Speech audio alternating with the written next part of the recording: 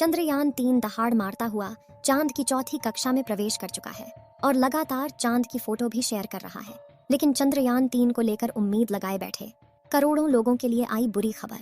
भारत को हराने के लिए रूस ने अचानक से लॉन्च किया अपना मून मिशन। चांद के दक्षिणी ध्रुव पर सबसे पहले उतरने की मची ओढ़। इसी ओढ़ में भारत का चंद्रयान 3 और रूस के लूना 25 के आपस में टकराने का खतरा आया सामने।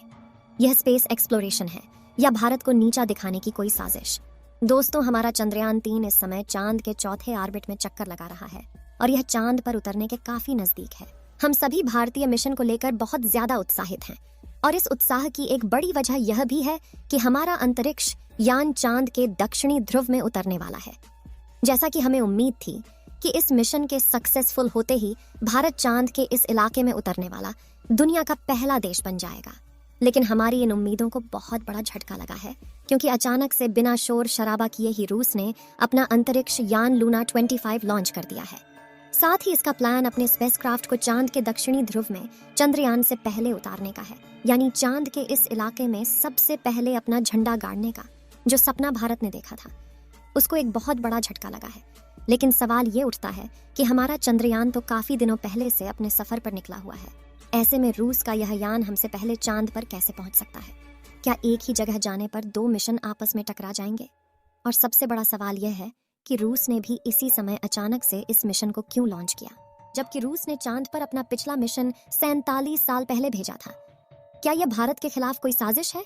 इन सभी सवालों के जवाब हम आपको आज इस वीडियो में देने वाले हैं, इसलिए वीडियो को अंत तक जरूर देखिएगा। दोस्तों, जैसा कि हम सबको पता होगा, हमारे चंद्रयान 3 ने 14 जुलाई के दिन चांद पर पानी की खोज करने के इरादे से उड़ान भरी थी और जब से यह मिशन लॉन्च हुआ है इसरो ने कई कीर्तिमान स्थापित किए हैं।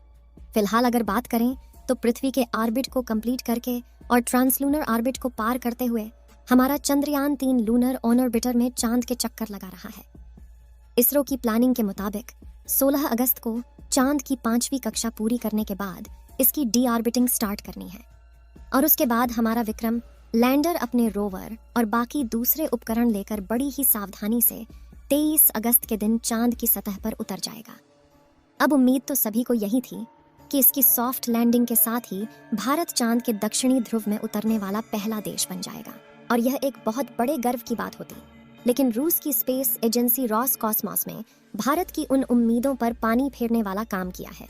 जैसा कि हमने बताया, रूस ने ना कोई ढोल नगाड़ा पीटे बल्कि बड़े ही शांति से अपने लूना 25 मिशन को लॉन्च कर दिया है और रॉसकॉस्मॉस के प्लानिंग के मुताबिक उनका ये स्पेसक्राफ्ट चांद से पहले चांद के दक्षिणी ध्रुव पर उतर जाएगा। अब यह सब कैसे पॉसिबल होगा और क्या रूस ने सिर्फ भारत को पीछे करने के लिए मिशन लॉन्च किया है?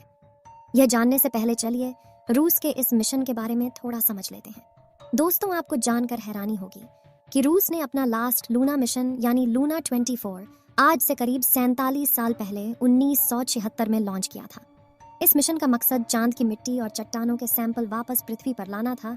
इसके लिए लूना 24 के लैंडर ने चांद पर 18 दिन बिताए और सारे सैंपल कलेक्ट करने के बाद 6 सितंबर 1976 को वापस पृथ्वी पर लौट आया।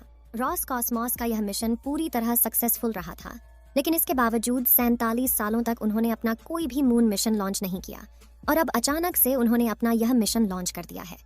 लूना 25 मिशन की अगर बात करें तो इसने भारतीय समय अनुसार सुबह 5:30 बजे रूस के स्पेस बोर्ड वास्तुक बोर्ड रूम से उड़ान भरी थी। इस अंतरिक्ष यान का कुल वजन 1.8 टन है और ये अपने साथ 30 किलोग्राम वजन के वैज्ञानिक उपकरणों को लेकर सफर पर निकला है। रूस का लूना 25 मिशन का मकसद चांद के दक्षिणी ध्रुव पर सॉफ्ट लैंडिंग करने वाला दुनिया का पहला देश भारत नहीं बल्कि रूस को बनना है और चांद की आंतरिक संरचना और सरफेस मटेरियल पर शोध करना और पानी की खोज करना होगा। इसके लिए चांद की सतह में करीब 6 इंच गहरा गड्ढा खोदकर वहां से सैंपल निकालना होगा और फिर उसमें जमे हुए पानी की खोज करेगा, जो कि चांद पर मानव जीवन के पनपने के लिए बहुत महत्वपूर्ण है।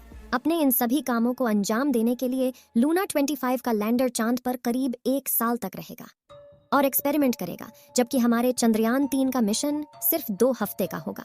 अब बहुत से लोग के मन में यह सवाल भी उठ रहा होगा कि रूस का यह अंतरिक्ष यान हमारे चंद्रयान के लिए कोई बाधा तो नहीं बनेगा, क्योंकि दोनों मिशन तकरीबन एक ही समय पर चांद के एक ही इलाके पर होने उतरने जा रहे हैं।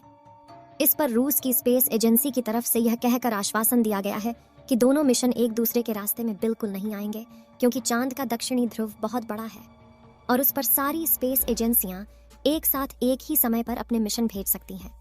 इसके अलावा रूस की स्पेस एजेंसी रॉसकॉस्मॉस की तरफ से यह भी बताया गया है कि उनका यह यान 5 दिन के अंदर चांद के ऑर्बिट में पहुंच जाएगा।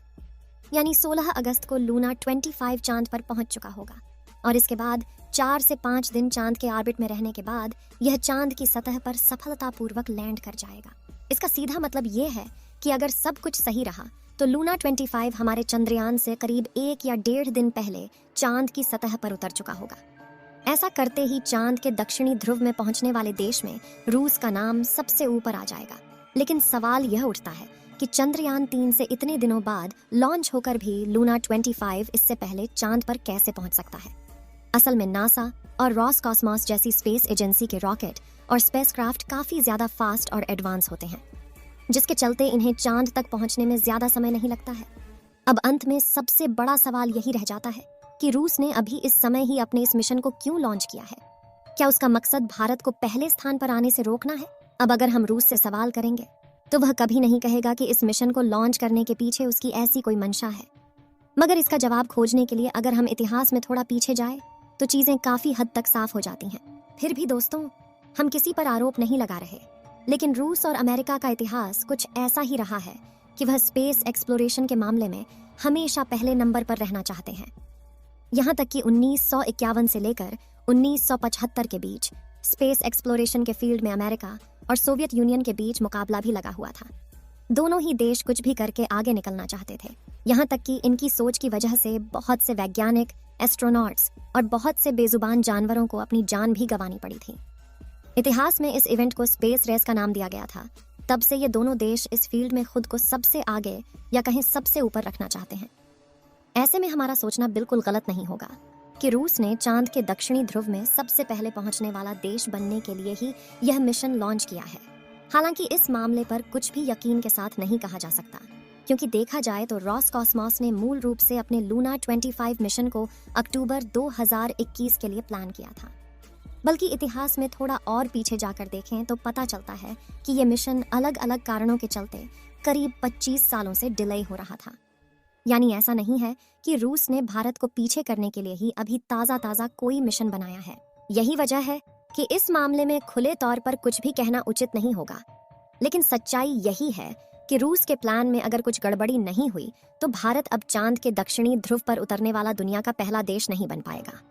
आपको क्या लगता है, क्या रूस ने यह रिकॉर्ड अपने नाम करने के लिए जानबूझकर इस समय लूना 25 मिशन लॉन्च किया है?